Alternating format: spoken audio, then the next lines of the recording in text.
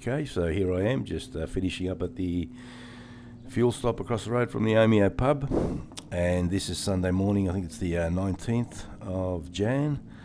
Another stinking hot day on the way, but anyway, welcome back everyone. If you've dropped in to watch this video, you can see here there's a bunch of young fellas on their motorbikes just rocked up there as well. Here I am leaving Omeo and heading for Lakes Entrance. The plan was today to head down to Lakes Entrance and Cann River and Cooma, and I was planning and hoping to stay somewhere as well, book another night, but you'll see as the video goes on. But anyway, today I ended up doing about over 800 kilometres, actually closer to 900 kilometres, because there was a few stupid GPS mistakes that instead of going to Orbost, I ended up doing circles at Bairnsdale, but that was happy days. But nevertheless, it was a great adventure, and it was closer to 900 kilometres in one day. And if you watch to the end, you'll see some near misses with the wildlife. But yeah, thanks for joining in, guys, and really appreciate all the feedback and the comments again. I'll talk a little bit later. Enjoy the video.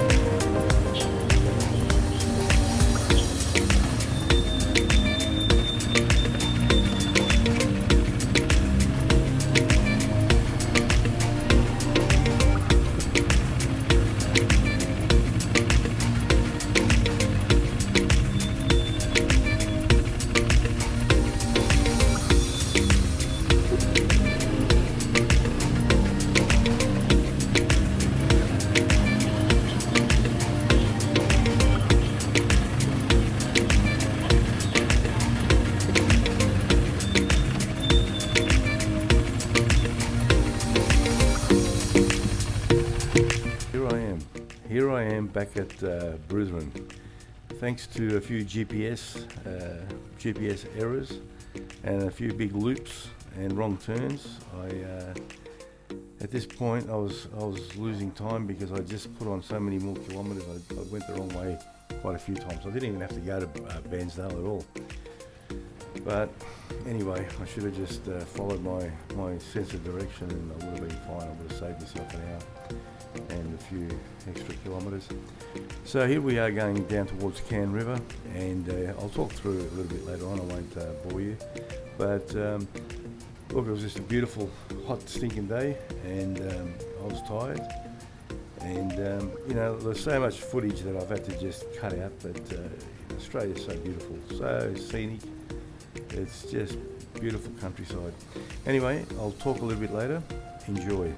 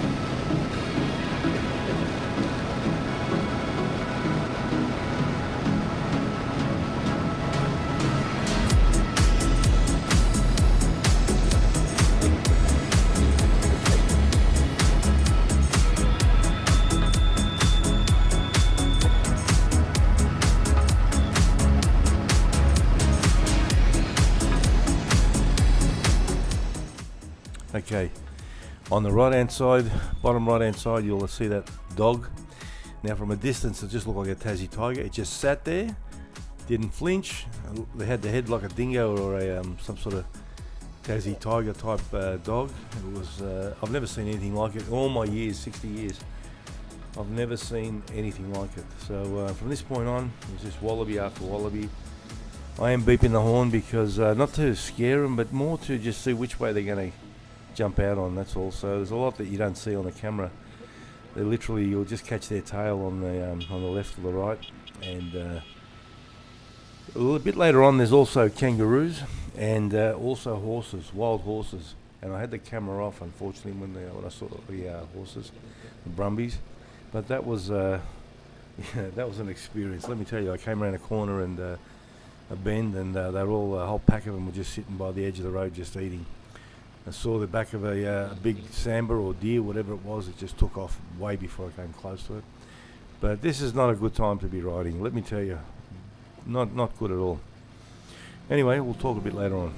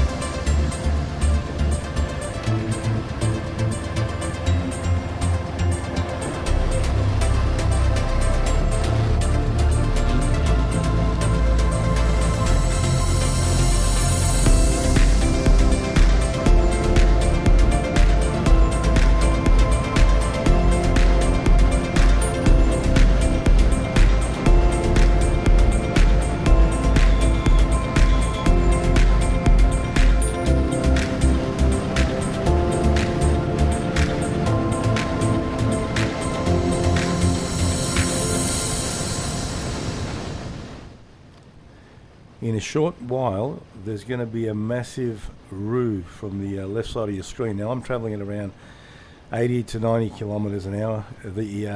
It's actually a lot darker than what it is because the new DJI camera that I'm using brightens it up quite a fair bit. But you'll see a massive roo. There's some roadkill there we just went over, but a massive roo about to jump out in front of me. Now, it just, my life flashed in front of me. I know it looks like a bit of a distance, but it wasn't. At the speed that you're travelling and the size of that kangaroo, I was just slammed on the brakes, and thank God for that ABS system. I tell you what, it kept the bike upright in a straight line, because normally if you had an older bike and you hit the anchors, you would have probably lost control more than likely. And I've got to say, this CF Moto didn't dive. It was just, the suspension on that thing is brilliant. But I can tell you what, my life flashed in front of me about 100 times just in front of that thing, because in the middle of nowhere, no reception, no nothing, pitch black at night, no one to come and get you, you would be in all sorts of trouble. That's why you don't ride in the in the twilight hours, morning and night. You just don't ride at night, especially in Australia. Anywhere around Australia, the animals are out. And the camera didn't capture it, but there was quite a few horses out this stretch of the neck of the woods as well. So anyway, now I'm just turning into heading towards Tumburumba now, near Paddy's River, and it's been a great ride. It's been fantastic, but it's been very tiring, and it was a silly thing not to sort of stay another night. I just wanted to go home, I guess, and just keep riding. But my body at this stage was starting to turn to jelly. So if you've had heat exhaustion or anything similar, you'll understand what I'm trying to say. It wasn't a joke. Actually, when I got to Tumburumba, just to put some petrol in, I literally thought my legs wouldn't hold me up on the bike and everything. So when I put my feet down, your bum's numb and your legs are numb, and it's really a really silly thing to do, really. But